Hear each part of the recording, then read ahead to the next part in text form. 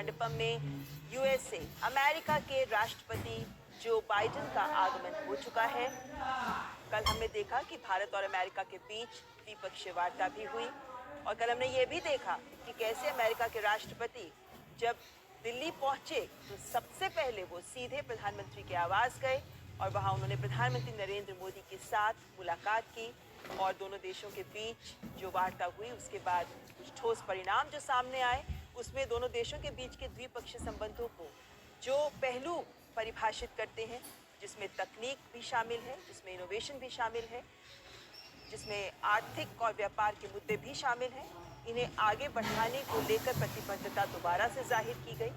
और ऐसे में G20 शिखर सम्मेलन से पहले भी अमेरिका की ओर से लगातार जो बयान आते रहे हैं वो ये दिखाते हैं कि G20 शिखर सम्मेलन में भारत जिस सोच को लेकर आगे बढ़ रहा है उसमें अमेरिका भारत का पूरा समर्थन कर रहा है। तो अमेरिका के राष्ट्रपति जोसेफ आर बाइडेन जिनका भारत मंडपम में आगमन और अमेरिका के पहले स्टेट विजिट के दौरान जिन मुद्दों की शुरुआत प्रधानमंत्री मोदी ने की थी उसको और आगे बढ़ाते हुए दोनों ही नेता अपने द्विपक्षीय वार्ता के दौरान और G20 के मंच पर भी जो वैश्विक मुद्दे हैं, भारत की प्राथमिकता के मुद्दे हैं, अमेरिका ने उनका खुल करके स्वागत किया है। मल्टीलेटरल एजेंसीज इंस्टीट्यूशंस में रिफॉर्म्स के मुद्दे पर अमेरिका स्पष्ट तौर पर भारत का समर्थन करता हुआ नजर आया है। यूएनएससी की स्थायी सदस्यता का भी अमेरिका ने खुले तौर पर समर्थन किया है और ये स्पष्ट तौर पर अमेरिका कहता आया है कि अगर दुनिया की ग्रोथ को सस्टेनेबल बनाना है तो भारत को नज़रअंदाज नहीं किया जा सकता। बदलते हुए परिदृश्य में दुनिया की सोच को बदलना ही होगा और दुनिया की सबसे पुरानी डेमोक्रेसी, दुनिया की सबसे बड़ी डेमोक्रेसी। और जब प्रधानमंत्री नरेंद्र मोदी अमेरिका गए थे तब भी हमने देखा कि किस तरीके से उनका स्वागत करते हुए राष्ट्रपति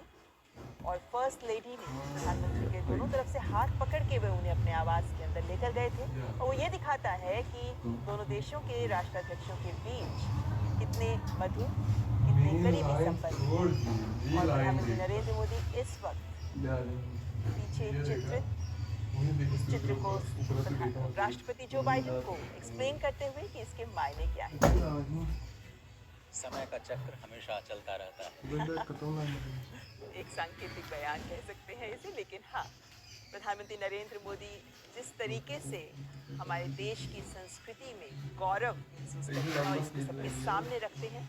वो ये दिखाता है कि भारत जैसा सांस्कृतिक रूप से समृद्ध और विकसित देश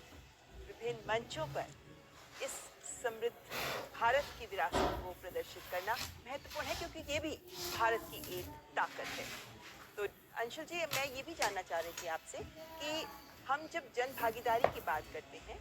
तो हमने देखा कि विभिन्न एंगेजमेंट ग्रुप्स में, उदाहरण के तौर पर महिलाओं की अगर मैं बात करूं तो आंगनवाड़ी वर्कर्स तक लेकर यहाँ तक कि जो स्ट्रीट वेंडर्स हैं उनको भी लिया गया, यहाँ तक कि जो असंगठित क्षेत्र की महिलाएं हैं जो घरों में काम करती हैं उन तक भी पहुंचा गया। तो क्या ये भी साबित करता है कि भारत का एक ये भी प्रयास है कि जो कुछ स्टेप्स, जो कुछ निर्णय सामने आए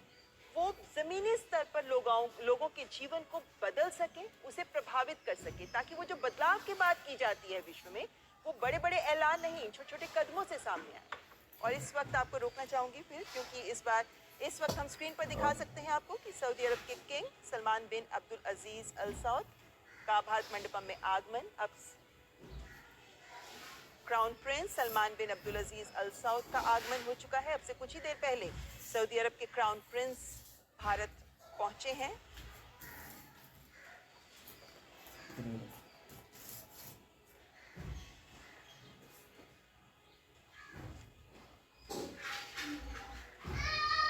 सऊदी अरब के क्राउन प्रिंस मोहम्मद बिन सलमान भारत मंडपम पहुंच चुके हैं